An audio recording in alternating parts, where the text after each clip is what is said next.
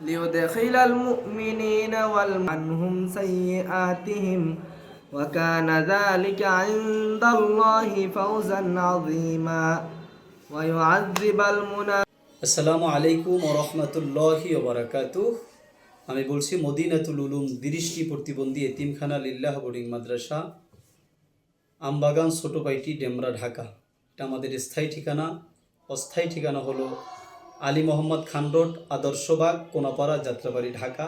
আসসালামু আলাইকুম ওয়া রাহমাতুল্লাহ। দেশ ও প্রবাস থেকে যারাই দেখতেছেন তাদের সকলকে সালাম। আসসালামু আলাইকুম ওয়া রাহমাতুল্লাহ। মদিনাতুল উলুম দৃষ্টি প্রতিবন্ধী এতিমখানা মাদ্রাসায় এখানে আপনাদের দান ও জাকাতের মাধ্যমে অন্ধ, এতিম, অসহায়, গরিব ছাত্রছাত্রীদের লেখাপড়া, থাকা, খাওয়া সম্পূর্ণ ফ্রি। আপনারা হয়তো অনেকেই এই রমজানে জাকাত দিয়ে থাকেন। আসলে জাকাত দেওয়ার একটা জায়গা, কোথায় জাকাত দিবেন? আমাদের এখানে সম্পূর্ণভাবে অন্ধ, এতিম, অসহায়, গরিব ছাত্রদের লেখাপড়া, থাকা, খাওয়া সম্পূর্ণ ফ্রি ব্যবস্থা করা হয় আপনাদের দান অনুদান জাকাতের মাধ্যমে।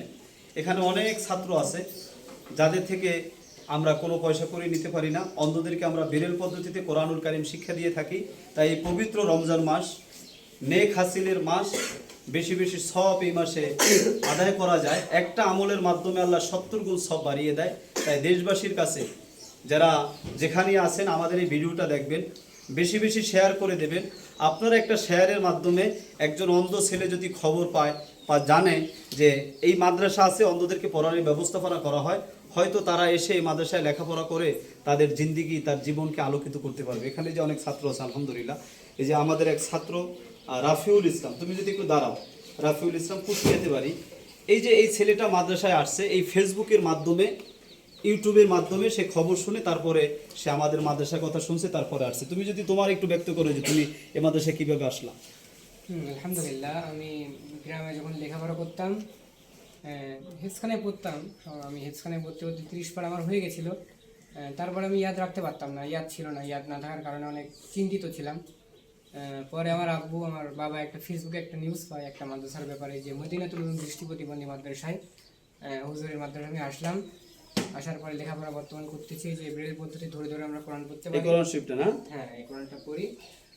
থাকা খাওয়া সম্পূর্ণ, মনে করেন লেখাপড়া সম্পূর্ণ হচ্ছে ফ্রি। আপনারা যে যা দেন এই জাকাত, ফিতরা এগুলোর মাধ্যমে যারা অন্ধ, দৃষ্টি প্রতিবন্ধী, এদেরকে হচ্ছে লেখাপড়া শেখানো হয়। আলহামদুলিল্লাহ, আলহামদুলিল্লাহ, অনেক ভালো লাগে। ভালো লাগে না? তোমাকে ওস্তাদরা কি মারে না এমনিতেই সুন্দরভাবে পড়ায়? আদর স্নেহ দিয়া পড়ায়। তাই না?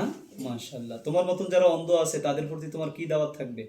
যে এমনি সব ভর্তি করার না, তাহলে তাদের চোখে আলো না থাকলেও কোরআনের আলো তারা শিখবে। মাশাআল্লাহ, আলহামদুলিল্লাহ। প্রিয় দর্শক ভাই বোনেরা, আপনাদের প্রতি আমাদের আকুল আবেদন। আপনারা হয়তো অনেকে চিন্তা করেন যে আমার ছেলেটা অন্ধ, তাকে মাদ্রাসায় ভর্তি করাইলে সে কিভাবে থাকবে, কিভাবে খাবে, সে কি করবে।